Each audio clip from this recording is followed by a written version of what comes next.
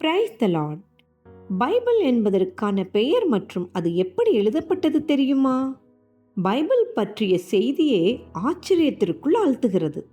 Bible என்ற வார்த்தைக்கு புத்தகங்கள் என்ற அர்த்தமாம். ஆம், 66 புத்தகங்களை அடக்கி வைத்திருப்பதாலே அந்த பெயர் வைத்துள்ளனர். இதனை கிட்டத்தட்ட 40 எழுத்தாளர்கள் எழுதியுள்ளனர். இந்த 40 எழுத்தாளர்களும் வெவ்வேறு காலத்தில் வாழ்ந்தவர்கள், வெவ்வேறு மொழியை பேசக்கூடியவர்கள், வெவ்வேறு தொழில் செய்கிறவர்கள், வெவ்வேறு நாட்டை சார்ந்தவர்கள். இதில் சிலர் படித்தவர்கள், சிலர் படிக்காதவர்கள், சிலர் மீனவர், சிலர் மருத்துவர், சிலர் ராஜா, சிலர் மந்திரி, சிலர் ஏழை மற்றும் பணக்காரர்கள் என்று வெவ்வேறு நபர்களால் எழுதப்பட்ட புத்தகம்தான் இந்த பைபிள்.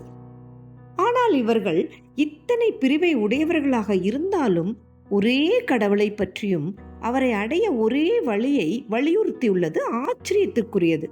உதாரணத்திற்கு, ஒரு வகுப்பில் 40 மாணவர்கள் இருக்கிறார்கள் என்று வைத்துக்கொள்வோம். ஆசிரியர் ஒரு தலைப்பை கொடுத்து ஒரு கட்டுரை எழுத சொன்னால் அந்த 40 மாணவர்களும் ஒவ்வொருவரும் ஒவ்வொரு விதமாக எழுதுவார்கள் அல்லவா? கண்டிப்பாக அப்படித்தான் எழுதுவார்கள். ஒவ்வொருவருடைய கருத்தும் எதிர்மறை கருத்துக்களாக இருக்கும்.